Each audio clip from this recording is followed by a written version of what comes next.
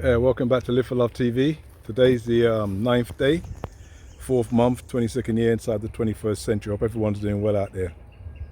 Well, just finished watching a Netflix series on a man by the name of Mr. Jimmy Saville. I'm sure some of you have seen it by now, but we all who have probably heard his name, we know who he is and what he was capable of. But sometimes people are selling something, and then you have buyers, you have sellers and buyers, yeah? And sometimes people are selling, but I'm not buying. And what they were selling us in the UK about Jimmy Saville, people not being able to see through the facade, I'm not buying it. Certainly not buying that, that's ridiculous. Sometimes you may live on a road, you see someone lives on that same street, years later you hear that he was up to this or up to that, and you had no idea. That's fair enough.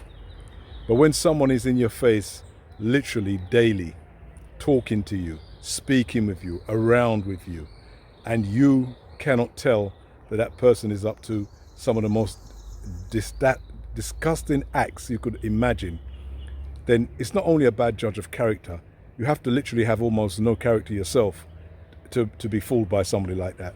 And that's what I'm saying about Mr. Jimmy Saville. The same thing with Mr. Shipman, the doctor that they say they will never know how many people he killed. Probably the biggest mass murderer in British history. Jimmy Saville was interviewed, as you see in Netflix, constantly. Not only was he on his own program, but he was interviewed constantly. And he constantly kept making jokes and basically admitting that he was up to no good, and the case could come up any day now. And people are saying oh, it was a joke, they couldn't take it seriously. With all the rumors that were around, they couldn't take him seriously. Some people were saying on the documentary that he did so much good. Well, I mean, this is another smokescreen. When in business they say if it's too good to be true, then it's not true.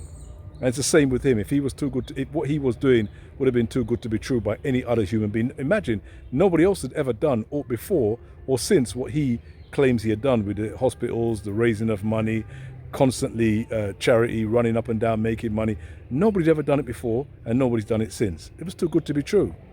So why doesn't it apply to a human being as it would do in business?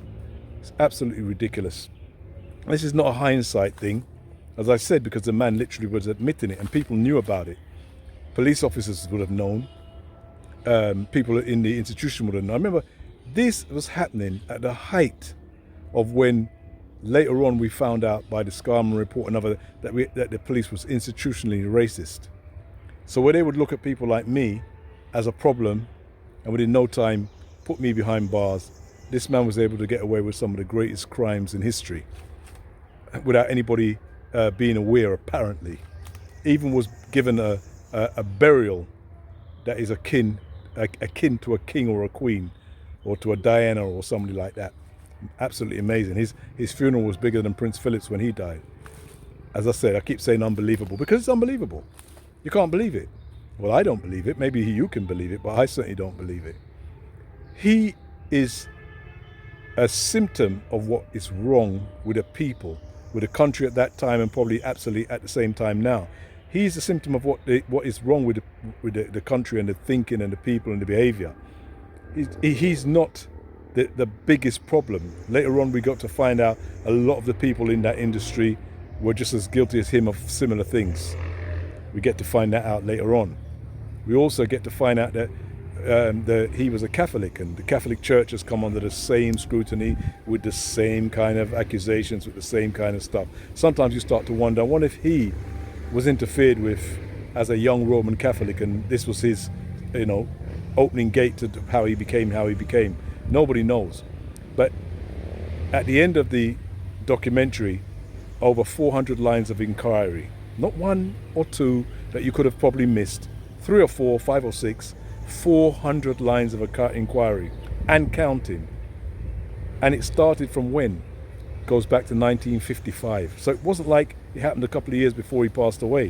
1955, almost as soon as he came on the scene. This stuff is bad because there's a reporter who used to work for the BBC and he was also a newspaper editor. I think Mr. Andrew Neil, his name is, who you can see on the thing was actually trying to get beneath the skin of Mr. Jimmy Savile a little bit.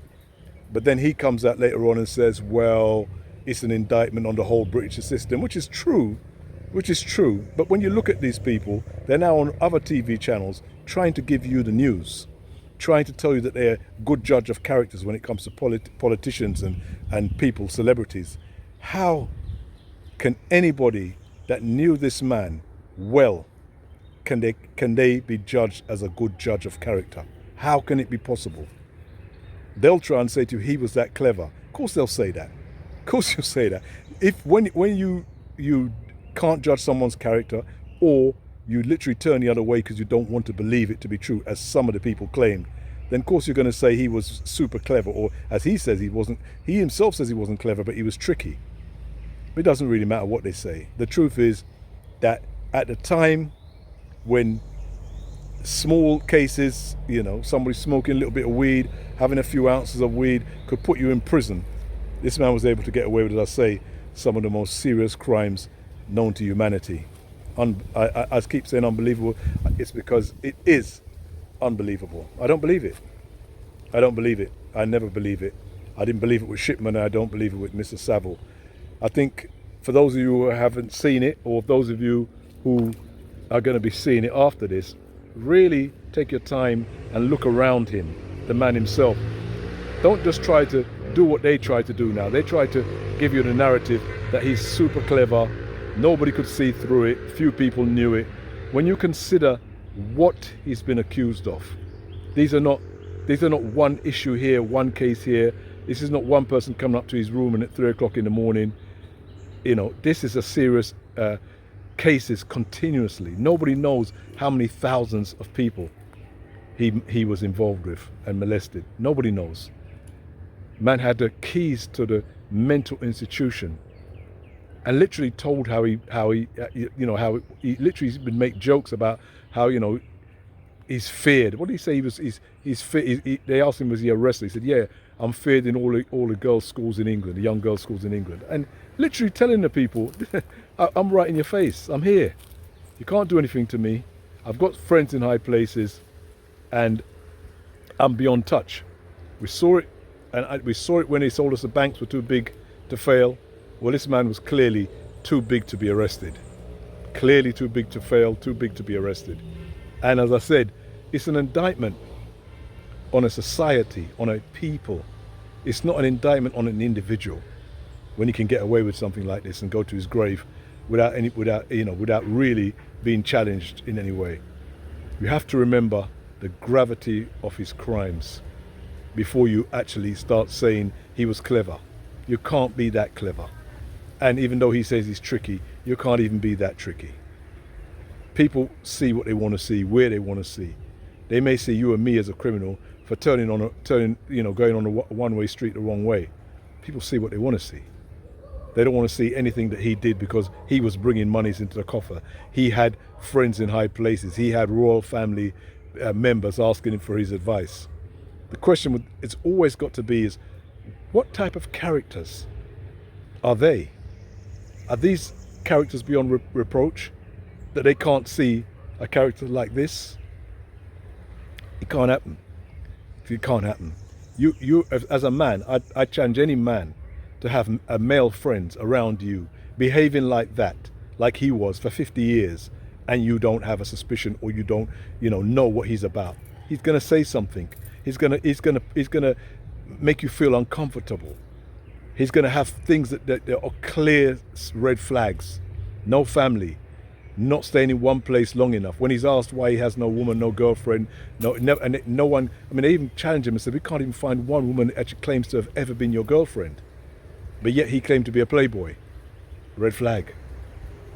But as I say, people see, crime where they want to see crime. And that's always going to be our problem. Now, this is not going to be the first or the last, whether it's in this society, another country. There are certain things that are allowed in certain places because the bigger boys and the people who are in power are part of that environment. And paedophilia, underage sex, stuff like that, that's just part of the course, I'm sorry to say. Regardless of race, culture, whatever. These things have been part of the course for thousands of years. And people have been getting away with these things for thousands of years.